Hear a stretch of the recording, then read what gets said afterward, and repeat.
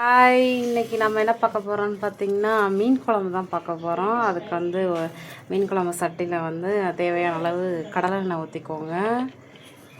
எண்ணெய் நல்லா காஞ்சதுக்கப்புறம் வெந்தயம் ஒரு ஸ்பூன், தேவையான அளவு வெந்தயம் போட்டுக்கோங்க. வெந்தயம் நல்லா வெடிச்சிருச்சு. வெந்தயம் நல்லா வெடிச்சதுக்கப்புறம் கருவேப்பிலை கொஞ்சமாக போட்டுக்கோங்க. அதுக்கப்புறம் வெங்காயம், சின்ன வெங்காயம் நறுக்கி போட்டு பச்சை மிளகாய் அதையும் போட்டுக்கோங்க.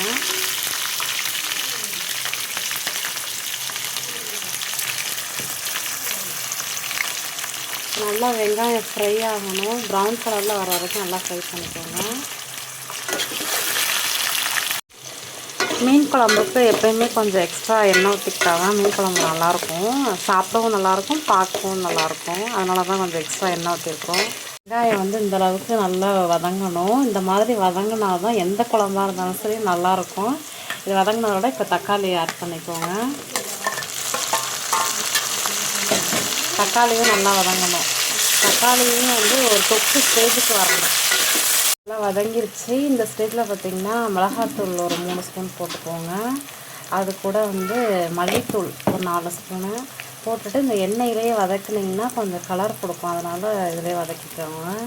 நாங்கள் வந்து எங்கள் வீட்டில் ஒரு 7 பேர், அதுக்கேற்ற மாதிரி தான் நாங்கள் போட்டுக்கிறோம். நீங்கள் உங்கள் வீட்டுக்கு எவ்வளோ தேவையோ அந்த மாதிரி போட்டுக்கோங்க.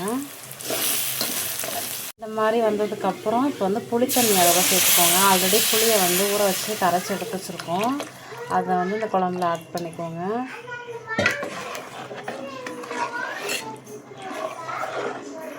இப்போ வந்து இந்த ஸ்டேஜில் வந்து கெட்டியாக இருக்குது குழம்பு, அதனால் கொஞ்சமாக தண்ணி சேர்த்து மிக்ஸ் பண்ணிக்கோங்க.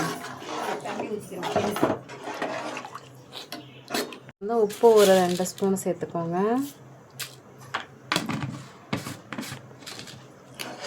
சேர்த்து விட்டு நல்லா கலந்துக்கோங்க குழம்ப.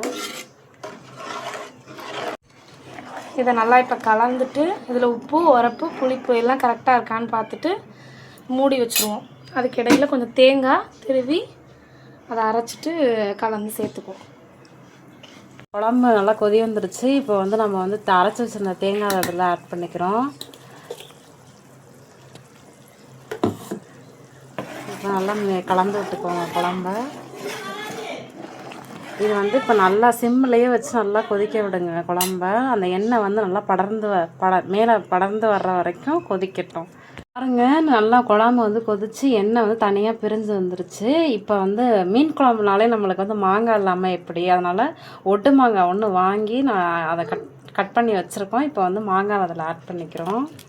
மாங்காய் வந்து ஒரு கொதி வந்ததுக்கப்புறம் அதில் மீனை சேர்த்து குழம்பு ஆட் பண்ணிக்க வேண்டியதுதான். போட்டு ஒரு கொதி வந்துருச்சு. இப்போ வந்து மீன் குழம்புக்குன்னு தனியாக நாங்கள் மண்டை இதெல்லாம் வால்லாம் தனியாக எடுத்து வச்சுருக்கோம். அதை இப்போ வந்து குழம்புல போட்டு அதுவும் நல்லா ஒரு கொதி வந்ததுக்கப்புறம் சிம்மில் வச்சுருங்க. அது நல்லா கொதி வந்ததுக்கப்புறம் அதை ஆஃப் பண்ணிட்டிங்கன்னா சுட சுட சுவையான மீன் குழம்பு ரெடி. ஓகே, மீன் குழம்பு ரெடி ஆகிடுச்சு. இந்த வீடியோ உங்களுக்கு பிடிச்சினா லைக் பண்ணுங்கள், ஷேர் பண்ணுங்கள், சப்ஸ்கிரைப் பண்ணுங்கள். தேங்க்யூ.